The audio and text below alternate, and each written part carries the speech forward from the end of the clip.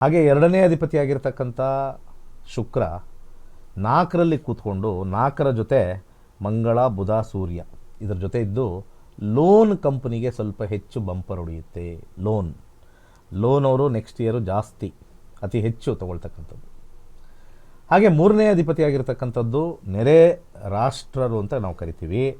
ನೆರೆ ರಾಷ್ಟ್ರ 4ನೇ ಮನೆ ಬಂದಾಗ 3ನೇ ಅಧಿಪತಿ ಮಂಗಳ 4ನೇ ಮನೆ, ಇದು 3ನೇ ಅಧಿಪತಿ, ಇದು 4ಕ್ಕೆ ಹೋಗಿದೆ ಅಂತಂದಾಗ ಪಕ್ಕದವರು ದೇಶದೊಳಗಡೆ ಹೆಚ್ಚು ನುಗ್ಗತಕ್ಕಂಥ 2026 ವರ್ಷ ಆಗಿದೆ.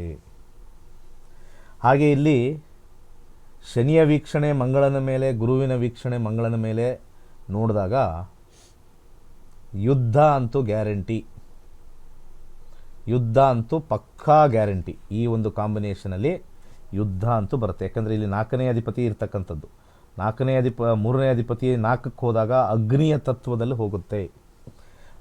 ಅಗ್ನಿಯ ತತ್ವದಲ್ಲಿ ಹೋದಾಗ 3ನೇ ಅಧಿಪತಿ 4ಕ್ಕೆ ಬೆಂಕಿಯಿಂದ ಬರ್ತಕ್ಕಂಥ ವಿಚಾರ, ಮತ್ತು ಮಂಗಳ ಆರ್ಮಿನ ತೋರಿಸುತ್ತೆ, ಮಿಲಿಟ್ರಿನ ತೋರಿಸುತ್ತೆ, ಯುದ್ಧ ಕಟ್ಟಿಟ್ಟಿರ್ತಕ್ಕಂಥ ವಿಚಾರ. ಯುದ್ಧ ಅಂತೂ ಗ್ಯಾರಂಟಿ ಫಿಕ್ಸು 2026ರಲ್ಲಿ.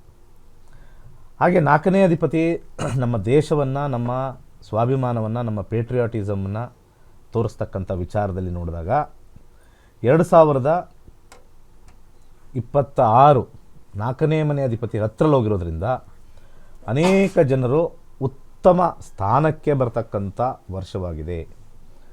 ಯಾರ್ಯಾರು ಒಂದು ಉತ್ತಮ ಸ್ಥಾನವನ್ನು ನೋಡ್ತಾರೆ, ಯಾರ್ಯಾರು ಉತ್ತಮವಾಗಿರ್ತಕ್ಕಂಥ ಒಂದು ಹೆಸರು ಕೀರ್ತಿ ಪ್ರತಿಷ್ಠೆ, ಹಾಗೆ ದೇಶದಲ್ಲಿ ಅನೇಕ ಜನರು ಒಂದು ಉತ್ತಮ ಸ್ಥಾನಕ್ಕೆ ಬರೋಕ್ಕೆ ಸಹಾಯ ಮಾಡ್ತಕ್ಕಂಥದ್ದು. ಆದರೆ 4ನೇ ಅಧಿಪತಿಯಾಗಿರ್ತಕ್ಕಂಥ ಗುರು 10ನೇ ಮನೆ ವಕ್ರಿಯಾಗಿರೋದ್ರಿಂದ ಸ್ವಲ್ಪ ಬರ್ತಕ್ಕಂಥದ್ದು ನ್ಯಾಯಯುತವಾಗಿ ಬರಲ್ಲ. ವಕ್ರಿ ಅಂತಂದರೆ ವಕ್ರತನದಿಂದ ಬಂದಿರತಕ್ಕಂಥ ಅಧಿಕಾರ ಸ್ವಲ್ಪ ಅದು ಧಮ್ಕಿಯಿಂದ ಮತ್ತು ಅಧಿಕಾರ ದುರುಪಯೋಗದಿಂದ ಅಧಿಕಾರ ಪ್ರಾಪ್ತಿ ಅಂತ ಹೇಳ್ತೀವಿ. ಹಾಗೆ 5ನೇ ಮನೆ ನೋಡೋಣ. 5ನೇ ಮನೆ ಮಕ್ಕಳ ವಿಚಾರ, ಆರೋಗ್ಯದ ವಿಚಾರ ನಾವು ನೋಡ್ತೀವಿ. ಹಾಗೆ ಮಾರ್ಟಿಲಿಟಿ ರೇಟು ನಾವು 5ನೇ ಮನೆಯಿಂದ ನೋಡ್ತೀವಿ. 5ನೇ ಮನೆ ಮತ್ತು 6ನೇ ಮನೆ ಶನಿ 7ನೇ ಮನೆಗೆ ಹೋಗಿರೋದ್ರಿಂದ ಇದು ಕೂಡ 6ನೇ ಮನೆ ಯುದ್ಧದ ವಿಚಾರವನ್ನು ತೋರಿಸುತ್ತೆ, ಅನಾರೋಗ್ಯವನ್ನು ತೋರಿಸುತ್ತೆ.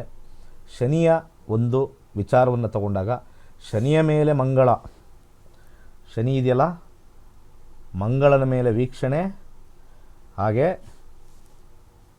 ಶನಿ ಇರ್ತಕ್ಕಂಥ ಜಾಗದಿಂದ ಮತ್ತು 10ನೇ ಮನೆ ವೀಕ್ಷಣೆ, ಇವೆರಡೂ ವೀಕ್ಷಣೆ ನಾವು ತಗೊಂಡಾಗ ಶನಿ ಮತ್ತು ಮಂಗಳರ ಮತ್ತೆ ವೀಕ್ಷಣೆ ಮತ್ತು ಗುರು ರೆಟ್ರೋಗ್ರೇಡ್ ವೀಕ್ಷಣೆ ಆಗಿರೋದ್ರಿಂದ ಇಲ್ಲಿ 101% ಯುದ್ಧ ಫಿಕ್ಸ್ ಅಂತ ಹೇಳ್ಬೋದು.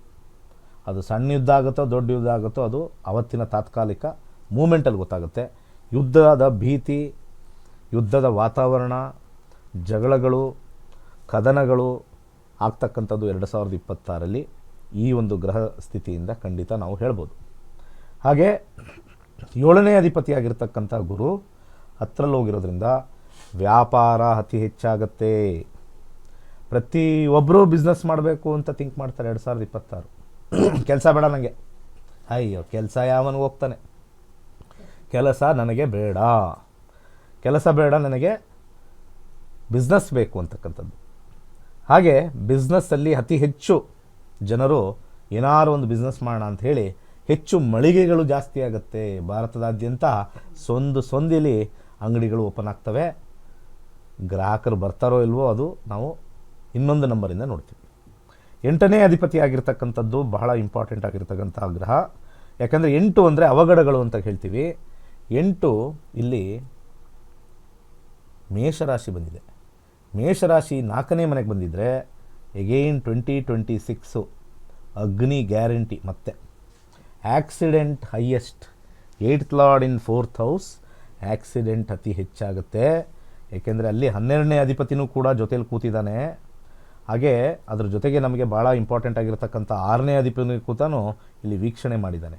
So there is an involvement of 6, 8 and 12 to the 4th house ಅಂತ ನಾವು ಕರಿತೀವಿ. Whenever there is a involvement of 6, 8, 12 to the 4th house, ಇವಾಗ ನಮಗೆ ಆಕ್ಸಿಡೆಂಟ್, ಅತಿ ಹೆಚ್ಚು ಆಕ್ಸಿಡೆಂಟು, ಅಪಘಾತಗಳು. ಇನ್ನು ಮಿಕ್ಕಿನ ಮನೆಗಳನ್ನು ನಂತರ ಹೇಳೋಣ. ಈಗ ನೋಡಿ, ಈಗ ಫೆಬ್ರವರಿ 10ನೇ ತಾರೀಕಿನಿಂದ ಕ್ಲಾಸಸ್ಗಳು ಆರಂಭ ಆಗ್ತಾ ಇದೆ. ಈ ಕ್ಲಾಸಸ್ನಲ್ಲಿ ಏನೆಲ್ಲ ಹೇಳ್ಕೊಡ್ತಾರೆ, ಯಾವ ರೀತಿಯಾಗಿ ಇರುತ್ತೆ ಕ್ಲಾಸಸ್ಸು